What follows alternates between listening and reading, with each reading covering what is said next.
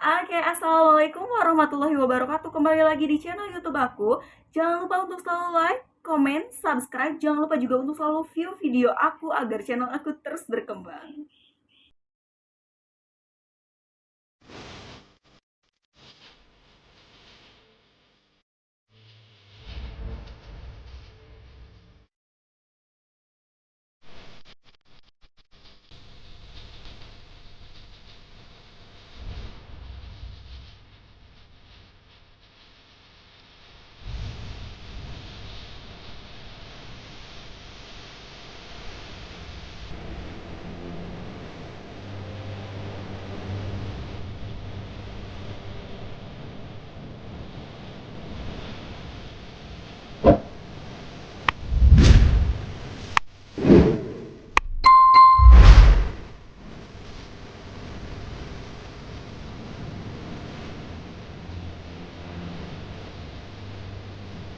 Halo teman-teman, salam sehat, salam prima. Kembali lagi di video kali ini.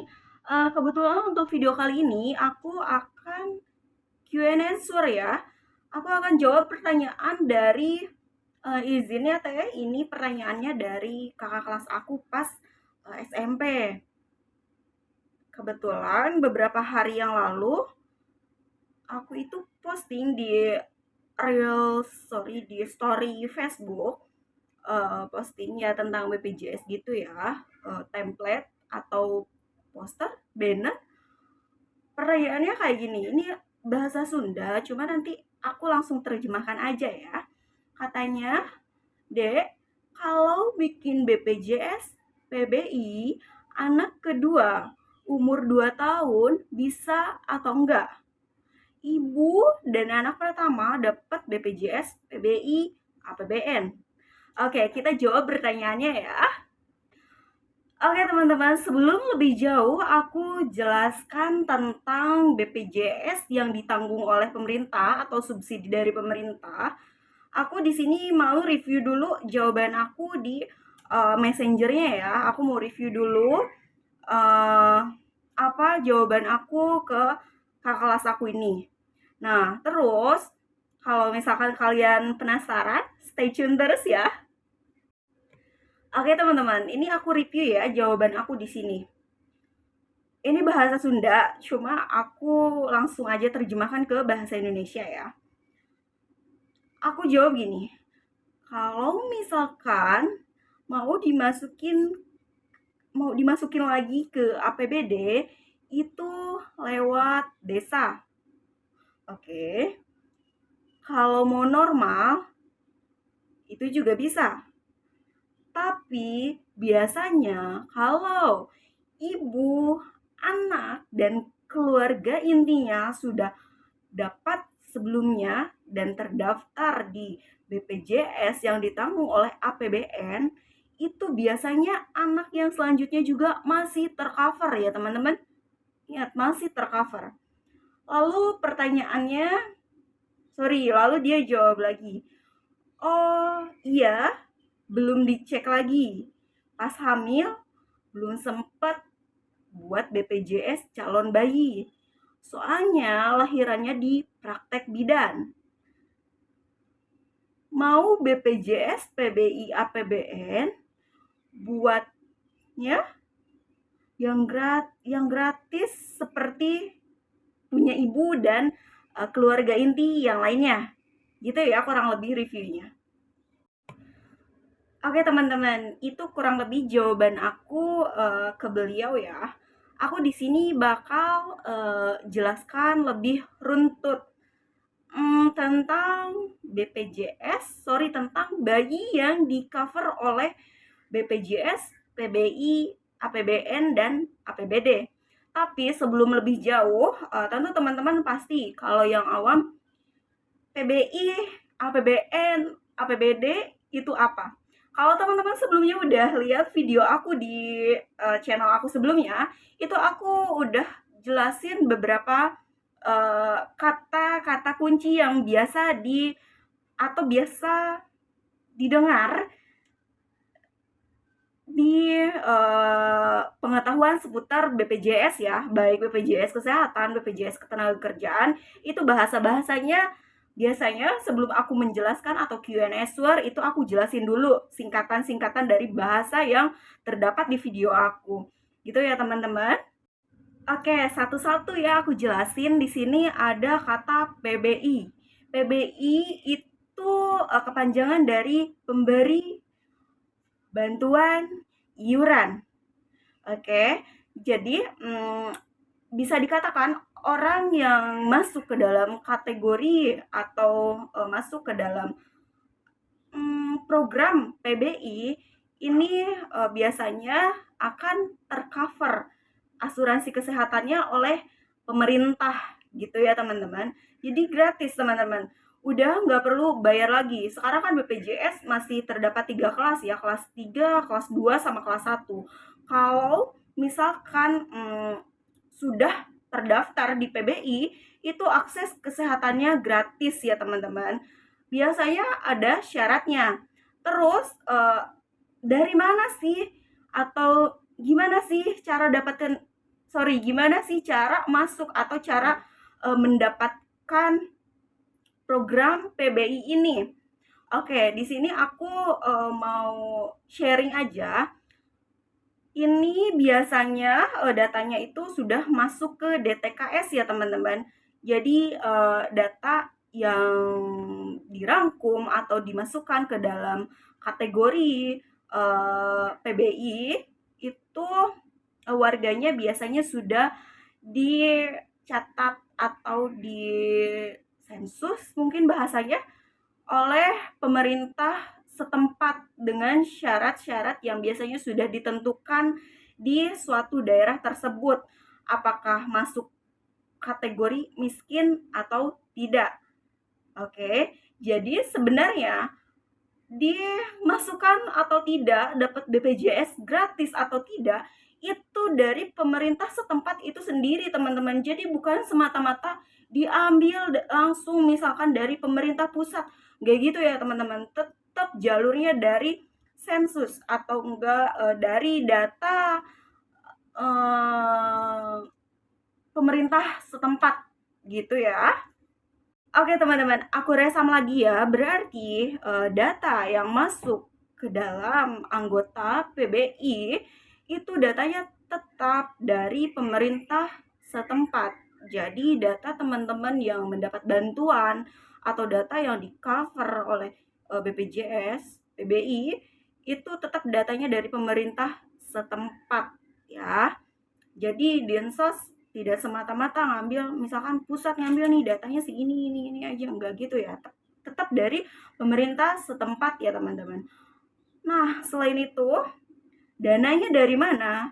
Dananya ada dari 2 sumber, ada yang dari APBN dan APBD. Jadi data yang di DTKS itu dibagi sumber atau di covernya itu dari 2 sumber dananya, ada yang dari APBN dan APBD. APBN anggaran pendapatan dan belanja negara, APBD-nya berarti daerah ya ujungnya. Oke, kalau yang dari negara itu teman-teman, misal satu kartu keluarga itu ayah, ibu atau keluarga intinya sudah tercatat di DTKS, itu biasanya anaknya akan langsung tercover juga teman-teman. Aku infokan lagi di sini, kita sharing ya. Maksimal 3 anak teman-teman. 3 anak yang tercover di BPJS, APBN ya. Kalau misalkan ayah, ibu atau keluarga intinya ini masuk atau di-cover di PBI, APBN. Biasanya ketika melahirkan atau ketika punya anak, 3 anak inti atau anak yang sah di dalam satu kartu keluarga itu biasanya akan langsung tercover ya teman-teman. Jadi tadi kan pertanyaannya sudah jelas ya, bisa atau enggak buat, nggak usah dibuat, itu udah langsung di cover karena ayah ibunya sudah punya BPJS, PBI, APBN ya, yang dari negara langsung anggarannya. Jadi tinggal didaftarkan aja, daftar JKN, lalu nanti lewat Pandawa dulu ya. Ini yang biasanya teman-teman kebingungan. Jadi sudah download JKN, tapi nanti gimana cara nambahinnya? Karena biasanya ada sih di fitur JKN-nya itu sendiri, tapi kalau yang langsung terhubung ke customer service itu lewat Pandawa ya teman-teman. Nanti deh aku share lagi gimana tutorialnya. Di sini aku mau jelasin aja. Jadi teman-teman tinggal daftarkan aja ke Pandawa. Pandawa itu apa? Pandawa itu sistem layanan BPJS Kesehatan yang via WhatsApp. Jadi nanti teman-teman disambungkan via WhatsApp. Biasanya yang menanganinya langsung dari customer service gitu ya. Udah lama kok teman-teman. Itu biasa diakses di hari kerja. Hari kerja Senin sampai Jumat di jam kerja juga. Selain hari-hari itu biasanya tidak bisa. Nah, ketika dari Pandawa itu sendiri sudah sukses, biasanya langsung di JKN-nya itu muncul sendiri. Ketika muncul sendiri tinggal di-download aja kartunya. Itu bisa langsung dipakai. Ya, bisa langsung dipakai 3 anggota keluarga atau anak atau anggota inti di dalam kartu keluarga itu bisa langsung di-cover ketika memang ayah ibunya sudah terdaftar di PBI APBN. Oke. Oke, mudah-mudahan terjawab ya pertanyaannya. Berarti itu sudah langsung tercover ya. Sudah langsung tercover di BPJS, PBI, APBN.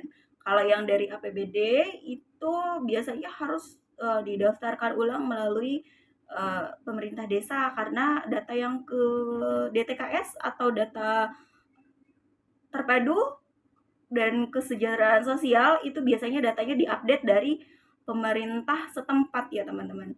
Nah, jadi kalau misalkan ayah ibunya APBD, nanti itu tinggal didaftarin lagi aja atau tinggal konfirmasi ke desa atau pemerintah setempat ya teman-teman. Oke, mudah-mudahan terjawab ya pertanyaannya. Lalu ini aku sharing ya sedikit gimana caranya biar si bantuan itu nggak dicabut. Teman-teman cukup memastikan diri kalau misalkan teman-teman itu masih termasuk dalam warga negara Indonesia, artinya ya kartunya harus dipakai ya minimal 6 bulan sekali. Artinya bukan harus sakit ya, tapi ya dipakai untuk cek kesehatan. Jadi kedetek gitu di data pemerintahnya kalau teman-teman itu masih pakai kartunya dan masih butuh gitu loh. Nah, lalu kadang-kadang bisa dicabut juga. Kenapa bisa dicabut? Itu biasanya ada yang tidak sinkron antara data dari daerah dengan data yang ada di DTKS atau di Dinsos itu. Jadi kalau misalkan terkait dokumen penting, saran aku itu harus di cross check beberapa kali. Dan kalau misalkan ada perubahan data, itu harus teman-teman langsung sinkronisasikan antara data yang ada di BPJS, data yang ada di perusahaan-perusahaan, dan data yang ada di pemerintah. Gitu ya teman-teman. Oke, sepertinya untuk video kali ini itu aja. Pasti muncul lagi nih pertanyaan, lu sih dari mana kok tahu ini itu maksudnya tentang BPJS Kesehatan, tentang BPJS Ketenagakerjaan. Kalau kalian view video aku di video-video di channel sebelumnya itu aku udah jelasin kenapa kenapa aku bisa tahu, terus kenapa aku bisa terjun ke sini. Ya sedikitnya sekarang aku sudah tidak bekerja di perusahaan dan tidak ada keterkaitan dengan perusahaan. Jadi ya kegiatan aku bisa dibilang luang daripada sorry tuh saya kalau misalkan aku bilang daripada kuota wifi dipakai untuk buat VT-VT yang cuma joget-joget, VT-VT yang ya mempertontonkan sesuatu yang tidak bermanfaat. Oke lah kalau misalkan jadi affiliator ada keuntungannya, tapi kalau misalkan gak ada karena aku memang tidak mengulik ke arah sana ya. Jadi aku pikir untuk dibuat sharing kayak gini lebih enak. Memang tidak ada untungnya, tapi untuk aku sendiri ya, maksudnya secara duniawi, tapi dengan sharing ilmu, sharing pengetahuan, itu aku rasa cukup berguna nanti ya. Mungkin bukan sekarang berasanya, tapi nanti. Oke, itu teman-teman yang bisa aku share untuk video yang sekarang. Teman-teman teman-teman terus eh, support aku biar aku terus semangat bikin videonya.